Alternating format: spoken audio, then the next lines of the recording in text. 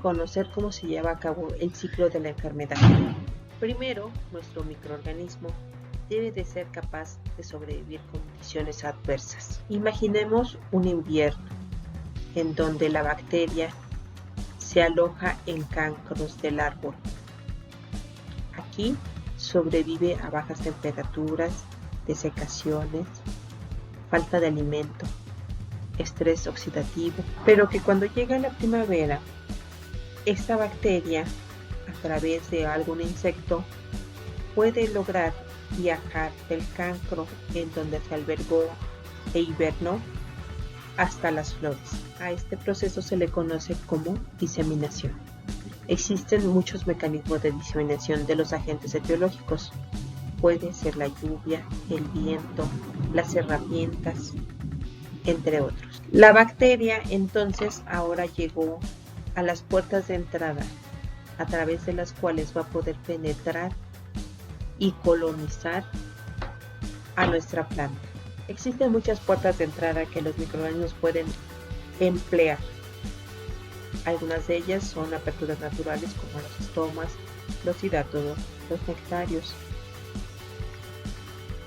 o heridas producidas por la poda, o cuando emergen nuevas raíces adventicias, o lesiones causadas por granizos y otros agentes meteorológicos. Pero también existe la posibilidad de que el agente etiológico pueda ser capaz de producir enzimas y entonces crearse una puerta para poder infectar a nuestra planta. Una vez que el microorganismo se encuentra dentro del tejido de la planta, ahora viene un nuevo proceso, que es la colonización. Y aquí el agente patógeno tiene que poder evadir la respuesta de defensa del hospedero. Este es el reto que ahora se le presenta a este microorganismo. Y para ello, este microorganismo cuenta con muchas herramientas o armamentos que se le conocen como efectores y que le van a ayudar en el proceso de la colonización. Una vez que el microorganismo fue capaz de evadir la respuesta de defensa de la planta, ahora puede comenzar a reproducirse. Recordemos que todo este ciclo lo llevó a cabo durante un año. Nuevamente las condiciones ambientales ya no le favorecen al microorganismo y nuevamente debe de ser capaz de sobrevivir. Así concluye el ciclo primario de la infección. Sin embargo, algunas enfermedades cuentan con ciclos secundarios, donde el microorganismo, una vez que se ha instalado en el hospedero, puede nuevamente diseminarse a nuevos hospederos, a nuevas plantas y comenzar un proceso de infección, de colonización y de reproducción. Así concluiría el ciclo secundario y se repetiría tantas veces mientras las condiciones medioambientales le favorezcan al agente etiológico. Ahora vamos a platicar un poco de cómo pueden ser capaces o cuáles son las estrategias que emplean los microorganismos para poder sobrevivir cuando las condiciones medioambientales les son adversas. Bueno, algunos hongos son capaces de producir estructuras de resistencia, como son los esclerosios. Los esclerosios son ovillos de hifas que se enredan uno sobre el otro, de tal manera que las hifas más expuestas van a ceder su vida para poder preservar a las células que se encuentran en el interior de este ovillo de hifas. Otros pueden ser capaces de desarrollar estructuras con paredes muy gruesas que son capaces de soportar las inclemencias del medio ambiente. Algunas de ellas se conocen como clamidosporas. Algunos pueden vivir de forma saprofítica, es decir, que no tienen a la planta hospedera, pero tienen otras malezas u otras plantas que pueden emplearlos como hospederos secundarios o alternativos. Y entonces son capaces de vivir de forma saprofítica.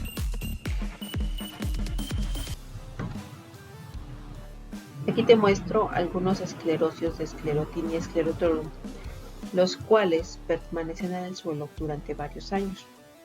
Como te darás cuenta, cuando el material vegetal se desintegra, se pueden confundir muy fácilmente con restos de suelo.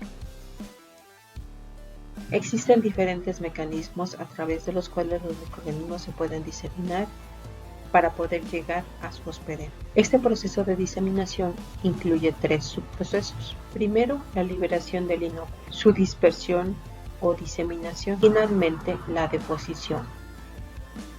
Hablando de la liberación del inóculo, esta se puede dividir en 2 formas. La primera de ellas es la dispersión activa. En esta, el microorganismo es responsable de liberar y de favorecer la diseminación de sus estructuras reproductivas. La segunda es pasiva, es decir, el agente etiológico se expone al exterior del hospedero de la planta para que el medio ambiente o algunos insectos puedan llevarlo o trasladarlo a nuevos hospederos.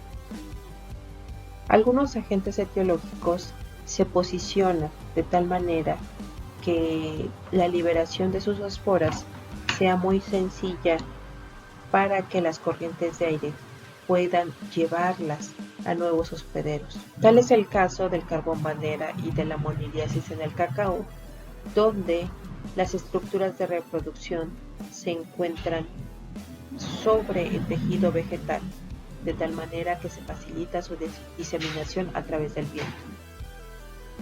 El agua también puede jugar un papel importante para poder diseminar a los agentes etiológicos y que estos puedan alcanzar a nuevos hospederos. Por ejemplo, las gotas de lluvia a través del salpique pueden diseminar a cortas distancias exudados bacterianos. Pero también el riego a través de cañones pueden simular este mismo efecto y facilitar la diseminación de los agentes etiológicos a nuevas plantas.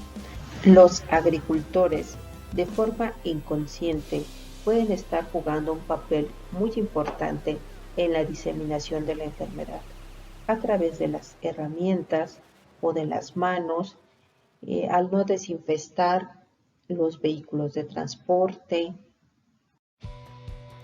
Algunas bacterias han evolucionado y se han asociado a algunos insectos, de tal manera que se acoplan al ciclo de vida de este insecto, el cual se alimenta de las plantas que pueden ser infectadas por estos agentes etiológicos. Una vez que el microorganismo logró llegar a nuevos hospederos, este debe de ser capaz de penetrar, de romper estas barreras de defensa física que tiene la planta per se. Y este proceso se conoce como penetración, el cual se divide en 2. Puede ser una penetración activa, y esto significa que el agente etiológico tiene las herramientas necesarias para causar una herida, un daño directamente sobre la planta y poder penetrar. O bien puede ser pasiva, es decir, que el agente etiológico aproveche aperturas naturales o heridas para poder penetrar a la planta. Algunas de estas aperturas naturales pueden ser los estomas, los cirátodos, las lenticelas, los nectarios, o bien algunas heridas causadas por la poda, por agentes meteorológicos como granizo, o bien cuando emergen nuevas raíces adventicias, estas heridas pueden ser aprovechadas por estos microorganismos. Como ejemplos de una infección activa, tenemos el caso de los nematodos, los cuales cuentan con un estilete, que es una daga en su aparato bucal que les permite lesionar la superficie de las raíces y poderse alimentar de las plantas.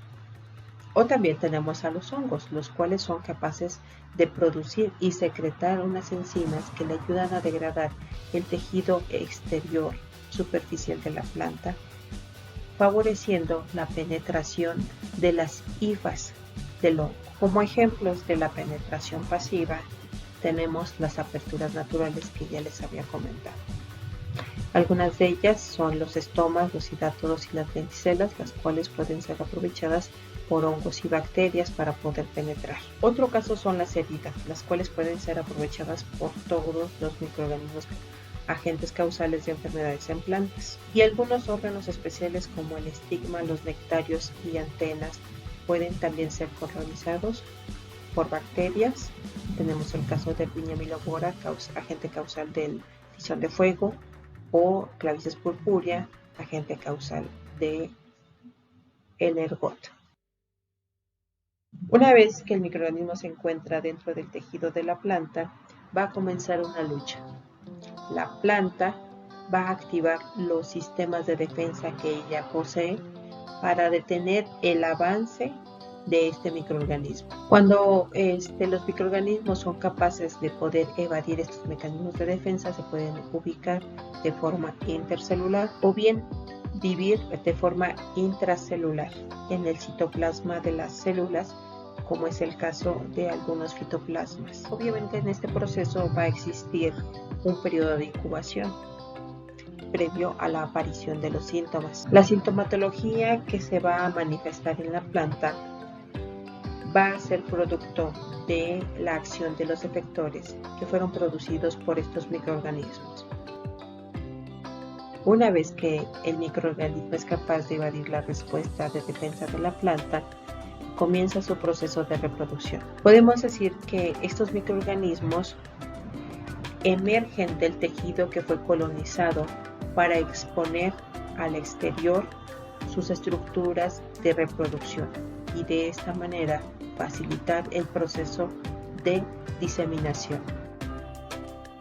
En la vida real, si una planta fue capaz de ser afectada por un microorganismo, quiere decir que no se encontraba en buen estado, en un buen estado nutricio, que no solamente las malas condiciones ambientales permitieron la entrada del microorganismo, sino que la misma planta no tuvo las herramientas suficientes o necesarias para poder defenderse de ese agente biológico.